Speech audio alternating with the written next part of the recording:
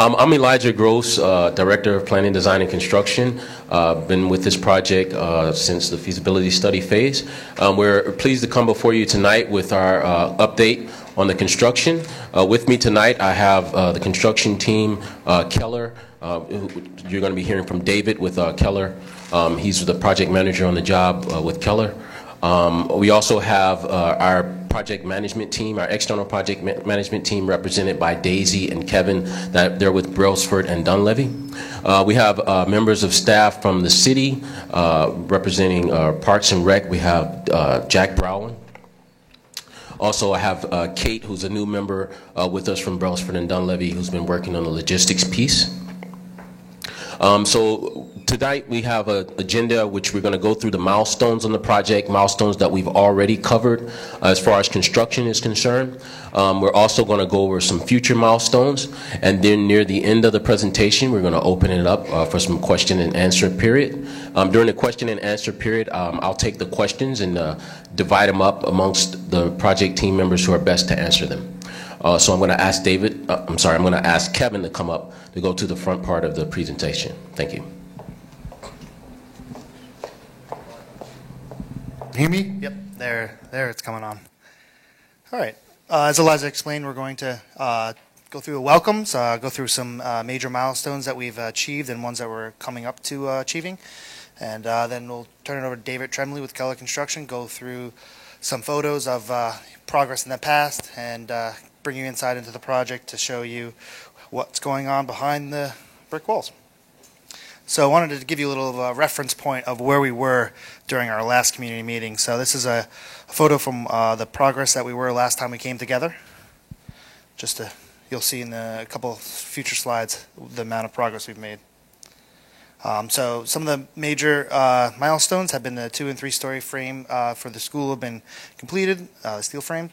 The roofing has completed in the 3-story as well as the rest of the building.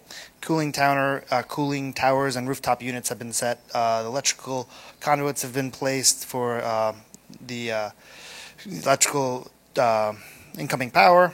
We have gas, and that meter has been set and we're now operational. So coming a good long way with the utilities that are in the project. Some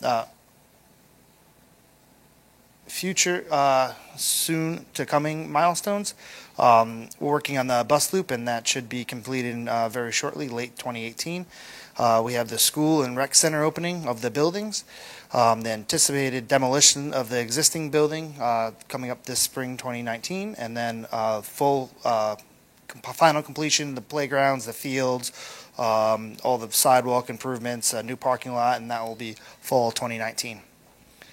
So just went over an overview of milestones, and I'm going to turn it over to David Tremblay with Keller Construction to walk us through some more of the progress throughout.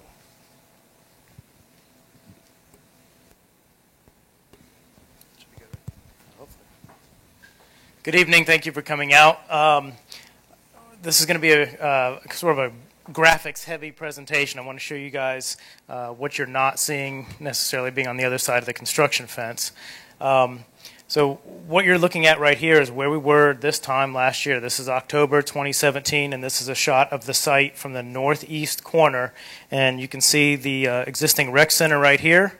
This is looking, you got the existing school back in the background, and this was what was open fields, and we had a building pad here. So fast forward 1 year later, and here we are from that same part of the site. So the existing rec center is now back over here, eclipsed by the new building. You know, obviously your existing building looking south, this is Taney Avenue, this is Latham up here. This is our 3-story classroom wing. Our admin is up front here. You're looking at the back side. This is the new bus loop, which is coming in back here now. Just to take you back, this is most of the architects is in the back. This is one of their renderings, and so this is a view, a bird's eye view from the southeast corner of the site. Again, this is Taney Avenue here. What you don't see in this picture is the existing building, and we're going to compare this shot against the construction site photo here. And so again, what you're seeing is this is the 3-story classroom wing. This is the new front entrance of the school and the admin area. This is the new front entrance of the rec center. And then you've got the flex court here and the gymnasium back here, sandwiched in between. Underneath this high roof is the cafeteria, and right up front is the black box. So I'll toggle back and forth a little bit between these two images, and you can see the design image so you can get an idea of what's there and what's to come in this area up front where the existing school is, and what you're actually seeing in reality. Now, I gave Bill credit. His picture's a lot prettier because there's a lot of color and green grass. That's to come, don't worry. But you can at least see the building taking shape, and I think it's impressive to see the design and the construction obviously looking like the same thing. That means we've all done our jobs. So I'm going to also now take you through some construction photographs that are not really bird's eye, that are more on the ground. And we're going to do a time-lapse camera next. So this is a view coming, this is again, on the right side of your screen, this is the existing portables and existing building part of the existing school. So you're looking up this what was a fire access lane right to the front entrance of the school, which is getting finished here, and the front entrance of the rec center over here to the left.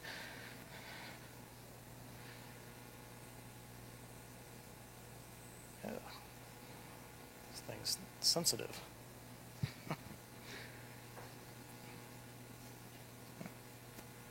All right, so we'll play a time lapse that shows from the very beginning of the job this camera that we've had posted up that fire lane, and you can see the school taking shape over the months that we've been working on since last October.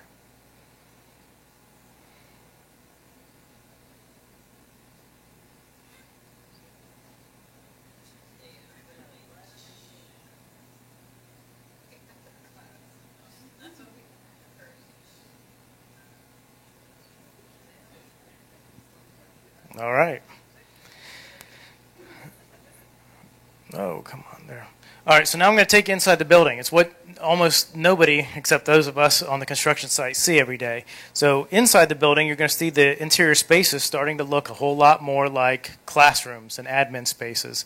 So I'll go through these. These are all in-progress photos, but on the left you see flooring going down. You see we've got ceilings here. There's a lot that goes above the ceilings, a lot of mechanics of the buildings. Those are some of the things that we can't really put ceilings in until all that is in place and inspected before we can do our close-ins, and then the ceilings drop. Over here on the right, you'll see craft paper and protection board. So when the floor goes down, one of the very first things we do is we put protection over top of it so that flooring stays nice throughout the remainder of construction as we bring in casework and furniture and people still working in the spaces. So on the left, you have this. This is your main entrance. So when you walk in the brand new school in front of the main entrance, you have this monumental stair. So this is your big open stair that takes you up to the second floor at the main entrance. And so they've got this. You can see this cobalt blue brick that's in here, and then the sort of the wide, treads and risers coming up that stair.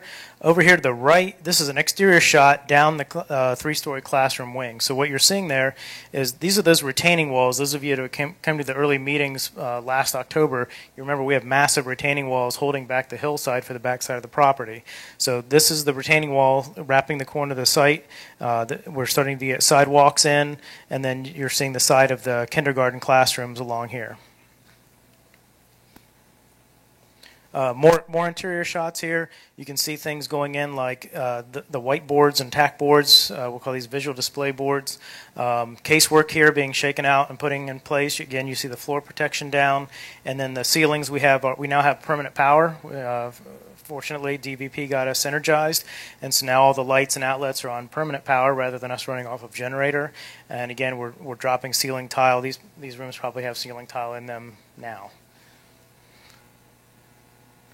Again, you can start to see some of the paint colors, the accent walls, the blue and the gold that are going into place. This is an example over here to the right where you've got flooring tile that's being covered up and protected, and then open floor over here to the right still. But you can see the glass. You can see some of the views out these windows. There's some really nice views, especially once you get up to the second and third floors out of the classrooms. There's nice views down the bus loop and into the woods behind the building. And carpet. So some of the flooring has carpet. So again, these spaces, all the wooden doors are here, which may not seem like much, but to us, it's a long time coming before we can actually hang doors and put glass in the side lights in each of the rooms.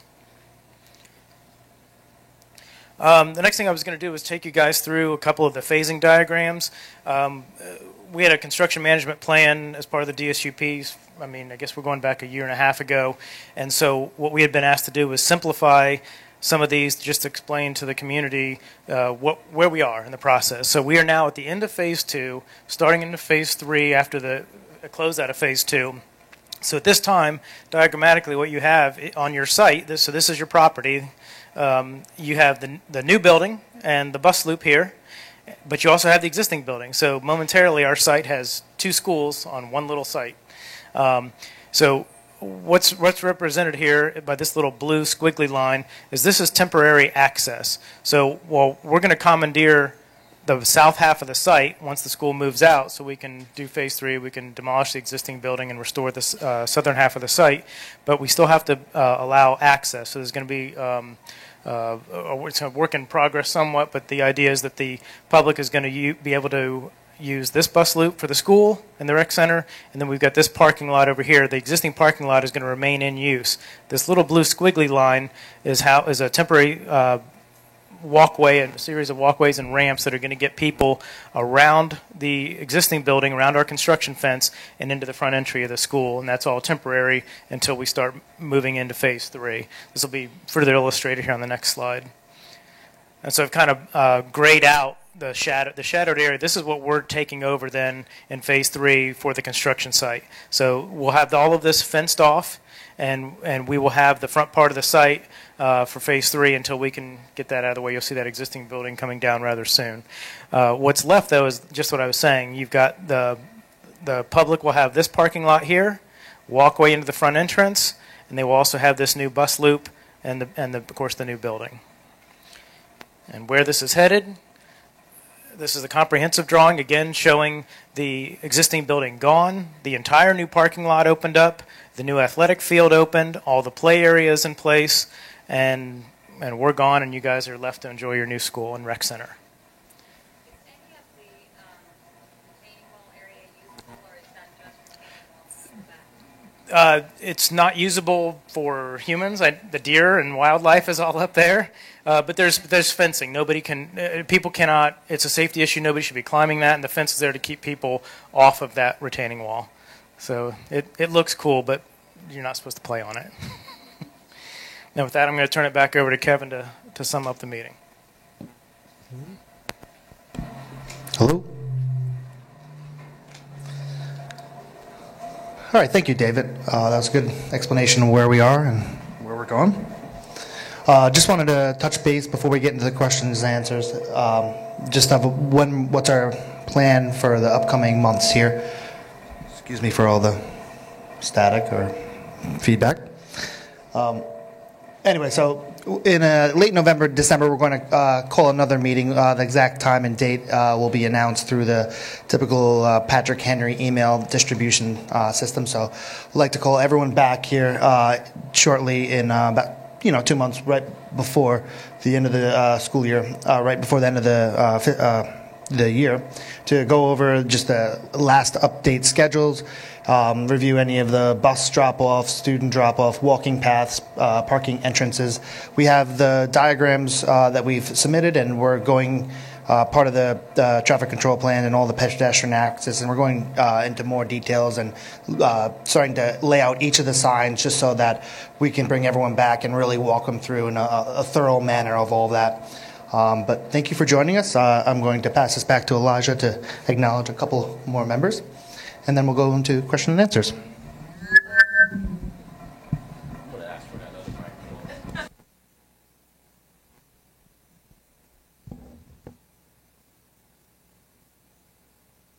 All right, thank you.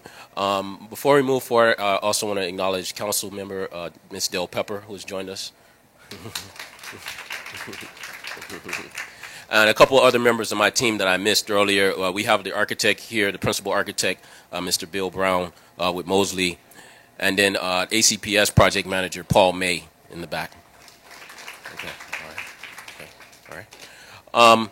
Now we're going to go into a question and answer period, and we have a team here that can answer any of your questions. Any questions that we're not able to answer, we do still have our frequently asked questions page, which we can update with any questions that you have, including any answers. So do we have any questions from anyone in the audience? And if you could wait till you have the microphone, I can film. Okay, so they should have phase 3 and everything. Now, you're going to have the people parking along that old parking lot on the side here, but are the kids going to have to walk up through the parking lot to get to the school? You want to take that, David? That's operations.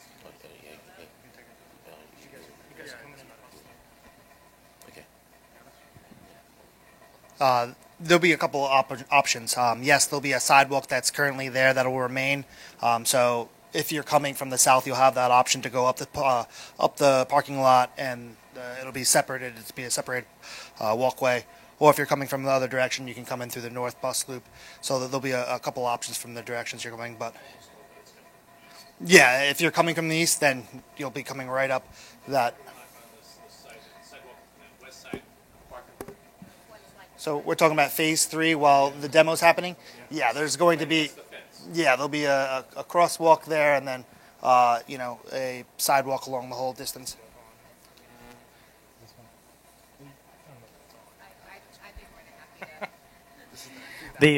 This parking lot, or this sidewalk on the east side of this line will remain open during phase 3. So students from the east will be able to walk across here and still walk safely up this parking lot between the construction fence. The sidewalk will be right next to it, but they will be able to safely walk up the west side of the existing parking lot to this walkway and then right around to the front entrance.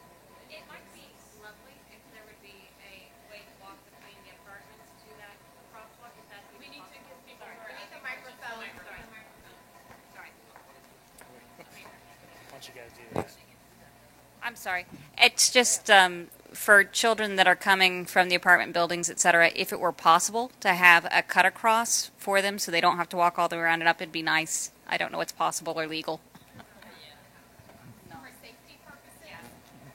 For safety purposes, we're not going to have a cut across. I have to have staff out there as well. So my staff, I'm going to have 15, 20 people out guiding the kids all the way from the corner all the way up, and it's going to be fenced off. So there's not any way to get hit by a car, and they'll go all the way up and around. Yes. You mentioned the bus loop as an alternate place for drop-off by parents, is that right? Or is that limited to the buses?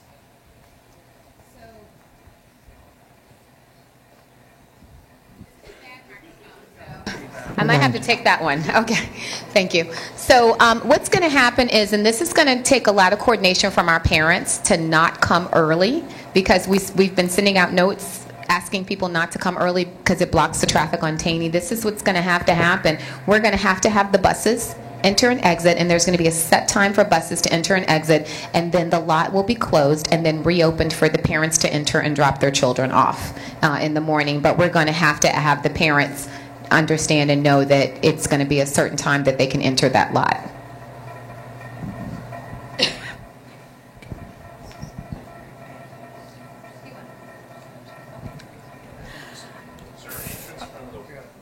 West side of this? Is there an entrance from the west side as well? For the play area, is the bus loop still going to be their play area? Thanks. So until we go into the final phase, the bus loop will be the play area. The bus loop is electronically controlled from the main office, and it will be closed off during the entire school day. There will be no vehicular access. The cool thing is that we're getting bikes, and the kids are going to learn how to ride bikes, and that we'll have skateboards and little tricycles and everything for the smaller set to ride their hearts out. And when we get the skate mobile here, because there's a skating unit, they'll be able to skate outside as well.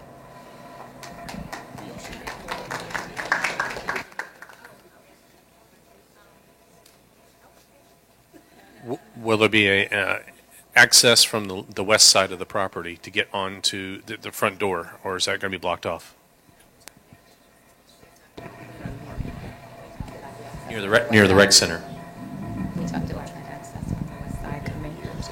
So at some point there will be access along Latham Street down around the front of the area from the rec center to the rec center, but we're going to be asking for most folks to come the other way. just because you'll be able to access the rec center there, but there'll be a walkway there as well. You can come that way, but we really would like for, cars to stay off of Latham Street.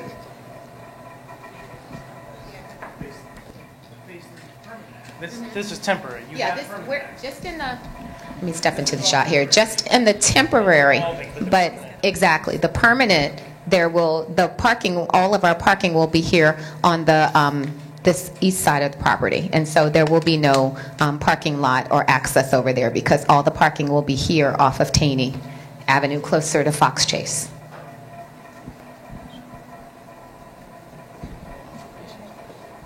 Excuse me. You mentioned the parents dropping the students off in the bus loop. One of the issues that we have right now is a considerable amount of traffic on North Latham. We have a lot of car traffic. We have all the buses traveling up North Latham, and frankly, a lot of them are traveling above speed. We have a stop sign at Polk and North Latham, which is basically ignored, which is a problem because people coming north on North Latham are not visible to people stopped at that sign. So a couple of questions. One is there any thought to, when the school is operational, are the buses going to return to their previous route down to Taney and then to North Jordan? Secondly, is there any consideration being given to installing stop signs at Polk and North Latham all around? And thirdly, is part of the traffic plan including speed bumps along North Latham, because that's a residential street, and with the proposal to have parents dropping off students there, our concern is the volume of traffic that's going along that street. And right now, it's impossible to have two-way traffic with all the construction parking on that street. Thank you.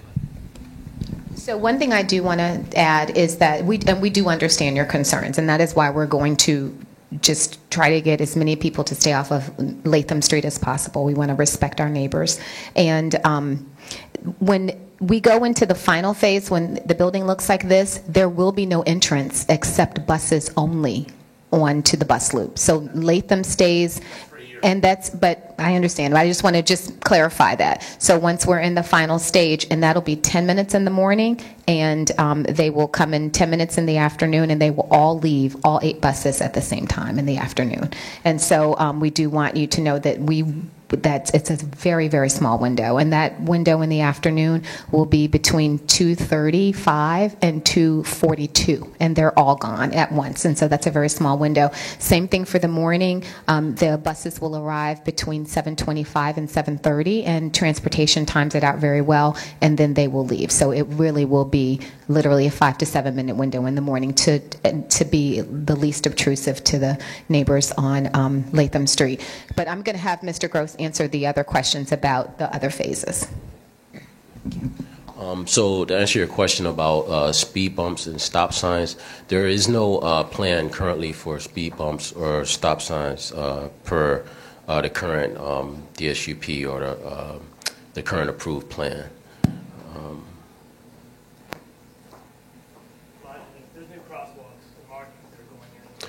Right, but I think, but he was talking about speed bumps on Latham.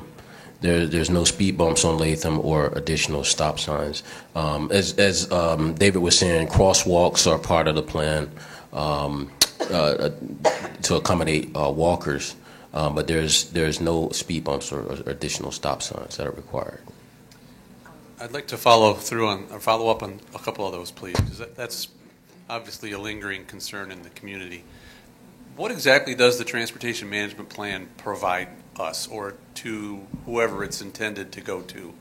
And is there something in there that we ought to know that we don't seem to already know? Anybody in the city that could tackle that? What's a TMP do for us or for you? Well, the first concern of a transportation management plan is health, safety, and welfare. To make sure that what we're doing doesn't endanger the pedestrians or or people moving traffic. That's its first purpose. Beyond that, good design, it's not there to dictate good design. I want to make that clear, but it's there to make sure that what you're doing is safe, and they're protecting the safe, healthy, and welfare of the public. So does it make recommendations to city staff regarding traffic management on the streets? It sounds like it doesn't. It considers that. Yeah, it considers the amount of traffic. Yes, and that's all a part of the plan. But it doesn't. It doesn't necessarily put out speed bumps or stop signs if they're not. If they're not deemed that they're required. So in this case, they weren't. There was, and looking at the traffic and looking at the traffic patterns, it didn't seem like what we were doing were going to require. When you look at the transportation management plan and you look at the traffic flow before the school, it wasn't that significant of a change that would warrant something like that. You also had a question about the buses that we did not answer. And your concern, I just want to clarify your concern. If there are any buses on Latham Street, they're Polk buses. They're not Patrick Henry buses. The way our buses come back out, they come back out to Taney Avenue and they go over to back over to, if we're looking, the east side to pick up students for Hammond. So our buses don't go there. That's Polk. That's the neighborhood. Not the Patrick Henry buses. That's the Polk buses. The Polk is just 2 blocks away, and that's the Polk buses. That's not Patrick Henry's buses. Now, I can go out tomorrow and stand on the corner, but our buses don't go. They don't service any of the children in this area is what we've been told. When they're lined up going west on Taney in front of the school, when they come out, they turn right onto Taney, and right again on North Latham. They go all the way up to Peacock, turn right, and go on down to North. Okay. So what I will do is I will put a call in to Charles Stone, the Director of Transportation, this evening, and he'll come out with me tomorrow, because that is a concern that I do want to make sure that we're addressing, that we are, once again, being the least, obtrusive to Latham as possible, and they're really not supposed to be going that way. So we can reroute them to a different way if we need to. One of the concerns, as I said, is the stops is the intersection of North Latham And Polk. Yes. And that's a safety issue now. When you speak to the police, they receive numerous complaints that nobody stops at that intersection. Okay. Now, you're going to increase the level of traffic. People are going to come out of that bus loop, dropping off their kids. They're going to hang a right and go down to North Jordan that way, for sure. So that's going to increase the traffic at that area. And that stop sign is going to be, or that intersection is going to be even more dangerous than it is now. And the traffic is going to be higher, and the speeding is going to increase. And so your safety issue in this traffic plan, I think, has to be re-examined, because it's an issue. Thank you. Yes. I believe the stop sign that came up during design. The question of a stop sign at that intersection. We can revisit that. I know that when we looked at that during the DSUP process, we didn't see that there was going to be a need. But given that it's still a concern, I think that we can look at it. I can get with the city, our partners in the city, and we can bring it up. I think it's certainly something we have the power to suggest. And I will suggest it. Okay.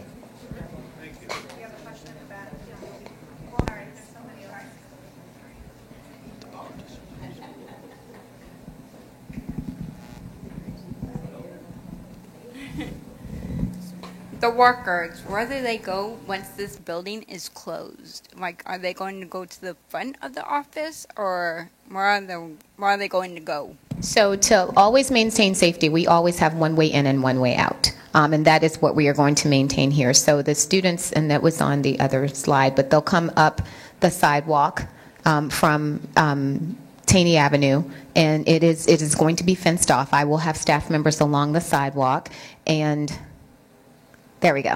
And then they will go along the blue and right into the very front of the doors. Okay. Yes, and so that's one way in and one way out. So that way we are able to control who enters our building with our children. We're able to control who's also along that pathway with our children, because we're very serious about making sure our children are always safe.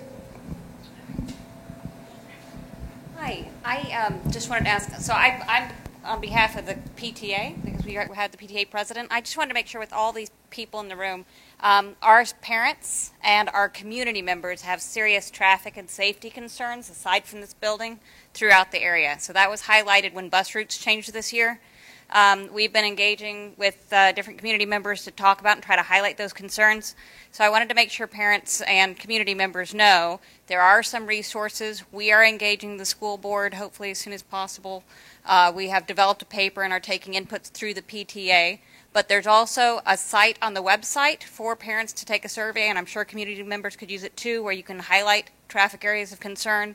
And then there's also organizations like Alexandria Cities for Safe Streets, where you can report near misses or dangerous intersections. So it's wonderful to call the police. Also use these other advocacy organizations, because if people don't know, they can't fix it. But I think that new buildings, changes to bus routes help highlight some of these things. Obviously, we'd like a return to the bus routes, but we also overall want a safer neighborhood. Too many cars drive much too fast on all of our streets. So I don't want this to look like this is just a Latham problem. It's Taney, Jordan, Duke, and our kids are getting hit, almost hit frequently. I have had so many stories, people calling me with their kids walking to school where they were almost hit today or tomorrow, or they were sent a picture of their child almost being hit. So this is a serious, serious safety concern, and I apologize for hijacking it. I just wanted to make clear that we have a neighborhood-wide problem that's been overlooked because of the traffic flows. They treat this as a major commuter route, and it's not. It's a family neighborhood.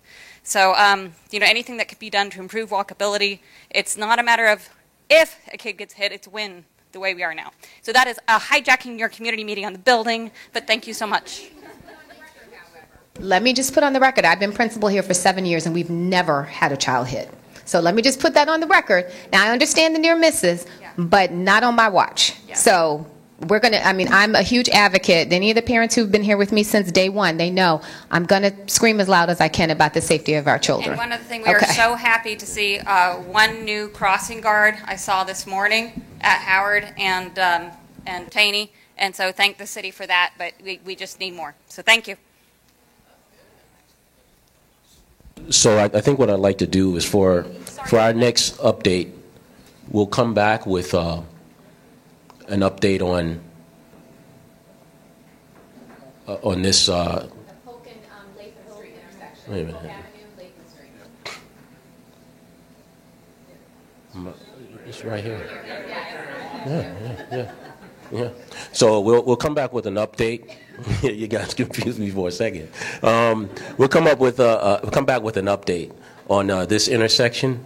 As I said, we did have a discussion during the design phase about a possible stop sign there. That fell off of the project. I still see there's still some interest. It was seconded by Ms. Del Pepper. So we'll come back with an update for our next meeting on where we are with that. But we'll look into getting a stop sign there. Since you will be looking at traffic management across the board, I think from the feedback we've gotten, it's just the confluence of city and not just our school buses, but other school buses. So if just, especially along Taney, there's a bunch of city bus stops that I know that our principal's well aware of those things. But just that would also, I think all the streets around the school, we've got problems with a lot of traffic coming in at once from many different sources. The only other question that we've had because of trying to plan events and ideas is there any way you can give us a sense of what space will be available for use? We'll have the classrooms, but then the community spaces for school use, like what will be available inside? The whole building will be available. When you Yeah, I just meant like square footage, for example. That's all. Oh, you mean the amount of space? Yeah. Well, the whole building will be available once the school opens. That includes the school and the rec. Community use? Yeah, I was just curious. That varies. We don't have a I don't have the numbers of the square footage of the new cafeteria. We have a black box theater. Then the rec center has its own separate space. So there's a gymnasium there. There's multi-purpose rooms, breakout rooms in the actual rec center side. Yes, you're welcome. We have any other questions?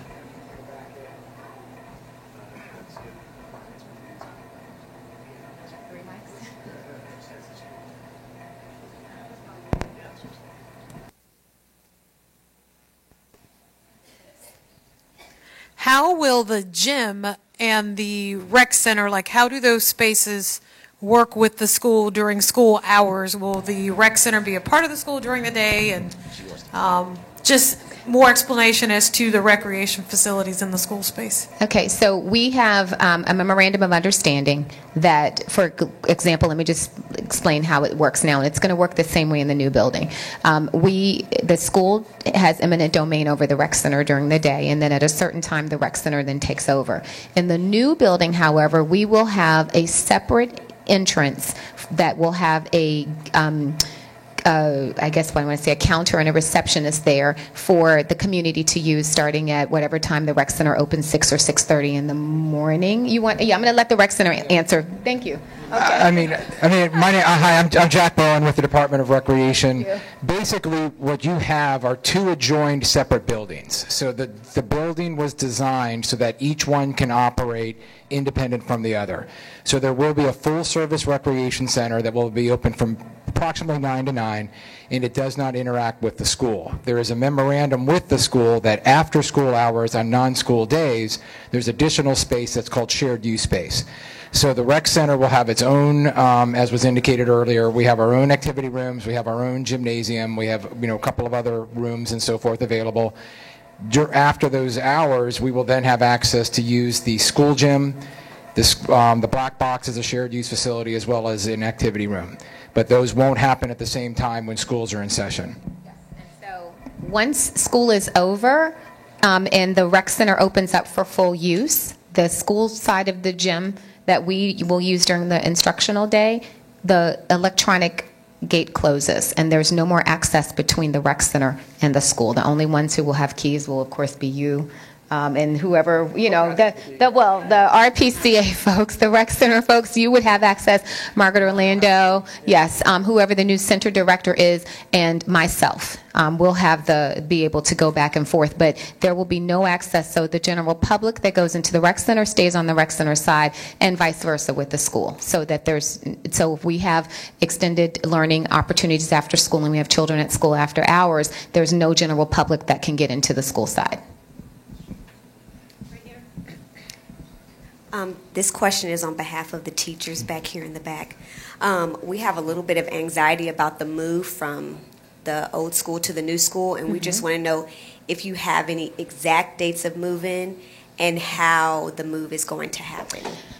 So the school, the teachers, I'm just going to ask you to put a little pin in that, because we're going to have a separate meeting. So, and we're going to step you through the entire way through all the ACPS central office staff. Myself, we've had Teresa Lee, who's been working with us on making sure that we will have the movers and the boxes and things like that. So I don't want you guys to have any anxiety. If I'm not having any anxiety about it, and I got to make sure everybody moves, all 111 of us and 800 kids, you shouldn't have any anxiety. But we will have plenty of meetings, and we will also have a tour well ahead of time. You will be able to see your classroom spaces, things like that, take pictures of your classroom spaces. We have to have an orientation to talk about how the building works, because we have to learn how to get in and out of the building and how to get in and out of your classrooms, how your lights are going to work and things like that. So we don't worry about that. Okay. If I could also just add, as much for the teacher community as also for the parent community, we spoke about in the last slide about having meetings coming up that will walk you through how to access the building, all of those kind of operational logistics items. We're going to spread those out. We're going to have a morning meeting, an evening meeting, a weekend meeting to really allow as many people as possible, because we know everyone has work schedules and sports schedules. So we're going to make sure everybody's 100% informed as to what the schedule is going to be and what the logistics are. I'm Daisy Brangman. I'm Senior Project Manager for Brailsford and Dunleavy.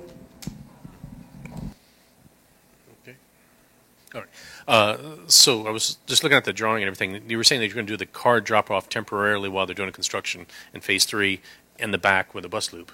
Is there some reason they couldn't just use the bus loop, the temporary bus loop that's in front of the school currently, and then come in and drop it off there and then walk up the sidewalk with all the walkers?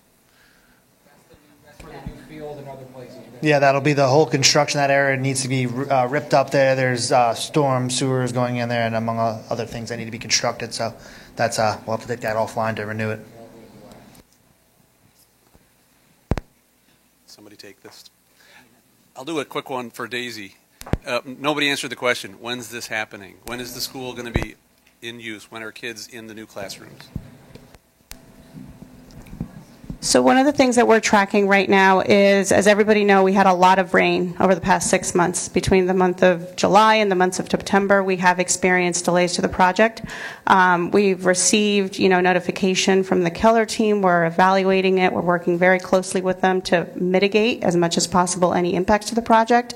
But there's a lot of pieces that go into that. So it's furniture delivery and moving and all of those coordination items. So in our November meeting, we'll know for sure. We're trying to continue to track the previously notified January date, but we haven't quite pinned down exactly what that January date is. But until we have an opportunity to review the updated schedule from Keller and fit all the different puzzle pieces in there, we don't have an exact date for you yet. Thank you for that, by the way. Let me share for the record, if I could, some of the sentiment that I hear across the community. Don't rush. Do it right. Don't put kids in a facility that's not ready. Don't put teachers in the facility that's not ready. We've waited a long time for this.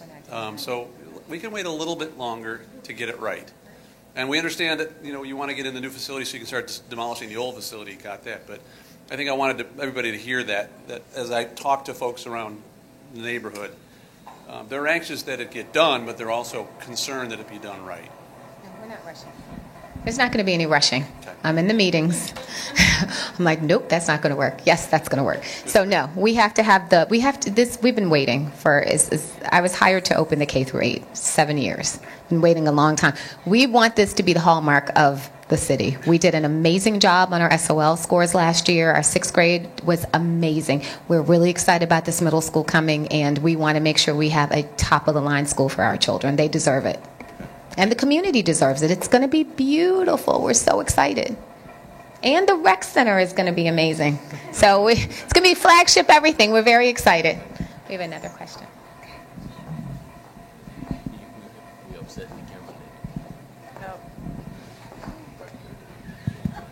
Just a question about the kids' transition. Will they be in the old school one day and the new school the next day, or will they be going back and forth, like visiting the new school to get acquainted with it, or how's that transition going to work with the kids?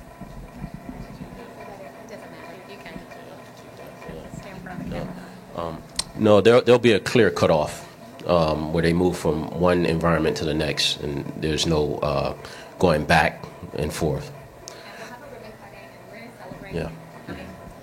We've been waiting, like I said, a long time. We had a ribbon cutting, was it June 19th? The year before last, so we're excited. We're going to have a ribbon cutting. We're going to celebrate. We're going to have all the dignitaries here. Del Pepper will be here. We'll have Chris Lewis come back, because we want to make sure he's here. He's been very instrumental in the process, and we're going to celebrate. And so they're going to have an opportunity to really get a chance to enjoy the building. Once it's available for occupancy, we will take some tours of the building with the children. Yes, so they'll get a chance to see it, and we're very excited. As I said, we're going to celebrate. Ribbon cutting is going to be a big thing. So yes, and we're going to have a clear cutoff, like Mr. Gross said. I'm sorry, I have one more comment, then I promise I'll stop talking. I'll make it short. Just on behalf of the PTA, the parents also reminded me to say thank you so much to the city for prioritizing this project. It's been huge, and the children are very happy. We're very excited. And then also to the construction company and the city, we wanted to thank you for the human touch you've done on traffic control. The gentleman who everybody else I think knows his name, who stands in front of the construction site, greets cars, he has been essential not only to making people feel that a challenging situation is actually a friendly one. Yeah, Chester Montgomery. He is not only excellent at his job, keeps everyone safe, he also makes everyone's day brighter at the same time. So that has been one absolute positive plus, and it has avoided a lot of headaches and trouble. So thank you. We want to thank Keller for that. Mr. Montgomery works with Keller Construction.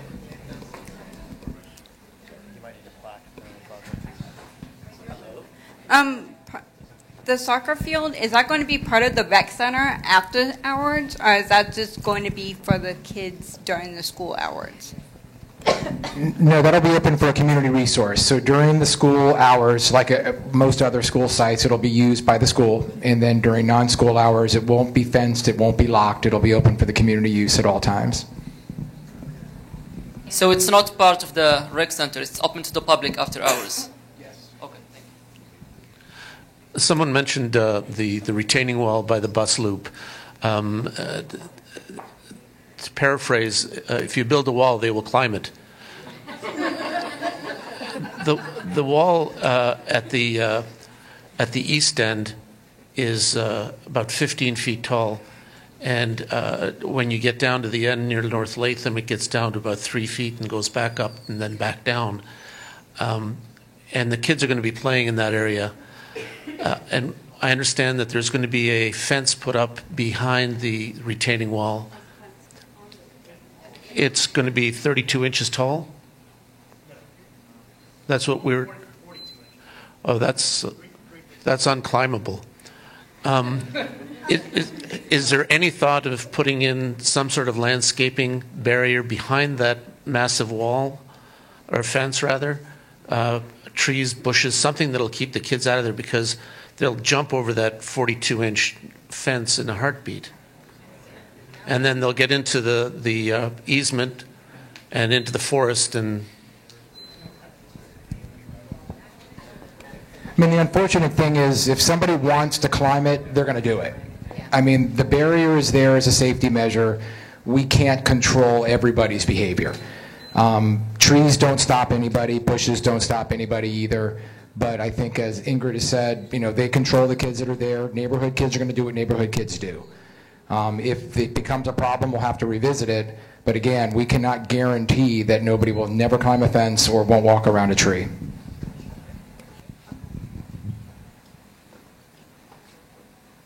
But we can certainly look at the fence design to make sure that it's hard to climb. We installed a fence over at our new Ferdinand T. Day School, which is hard to climb for the playground on top of the parking deck, and we can make sure that the specs on the fence is hard to climb as possible.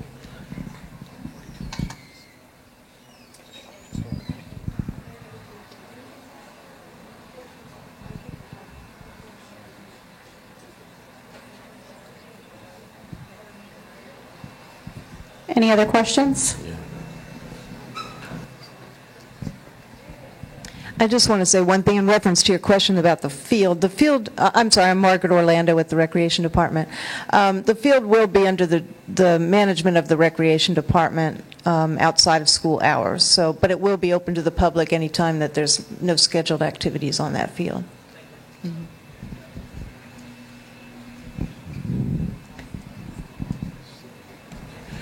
If there are no more questions, we thank you all for coming out.